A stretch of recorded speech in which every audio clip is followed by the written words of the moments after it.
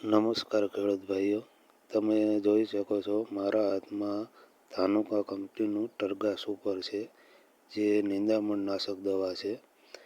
જેમ કે આપણે કપાસમાં કોઈ પટ્ટીવાળું નિંદામણ કે કાર્યું કે ધોકડ થઈ ગઈ હોય તો આ ટરગા સુપરનો છંટકાવ કરવાથી તે નિંદામણનો નાશ કરી શકીએ છીએ.